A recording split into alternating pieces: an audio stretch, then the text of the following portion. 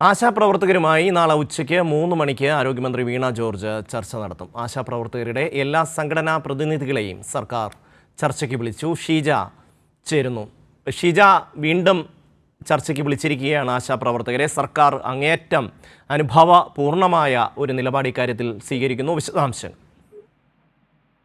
ഷമി, ആശാപ്രവർത്തകരുടെ കാര്യത്തിൽ സംസ്ഥാന സർക്കാർ ചെയ്യാവുന്നതിന്റെ പരമാവധി കാര്യങ്ങൾ ചെയ്തു തന്നെയാണ് മുന്നോട്ട് പോകുന്നത്. പക്ഷേ ഇതിൽ കേന്ദ്ര സർക്കാരിന്റെ ഭാഗത്തു നിന്നാണ് കൃത്യമായിട്ടുള്ള ഇടപെടലുകൾ ഉണ്ടാകേണ്ടത്.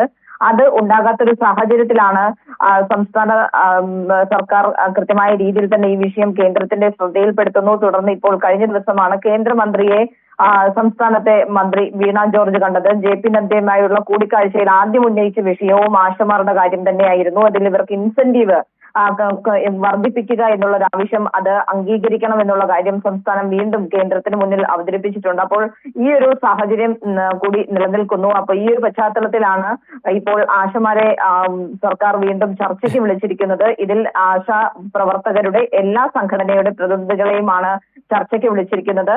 അതിൽ സെക്രട്ടേറിയറ്റിന് മുന്നിൽ SCCയുടെ നേതൃത്വത്തിൽ ഒരു വിഭാഗം സമരം ചെയ്യുന്നുണ്ട്.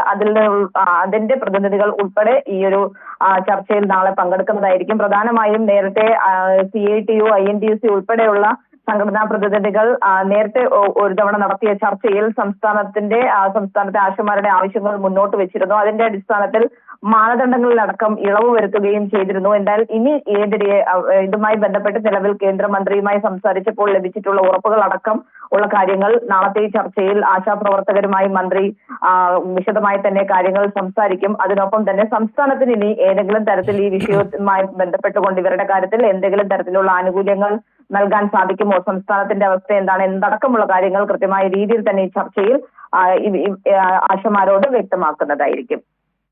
ആശാപ്രവർത്തകരുടെ എല്ലാ സംഘടനകളെയും സർക്കാർ ചർച്ചയ്ക്ക് വിളിച്ചിരിക്കുന്നു. നാളെയാണ് ആരോഗ്യമന്ത്രിയുമായുള്ള ചർച്ച.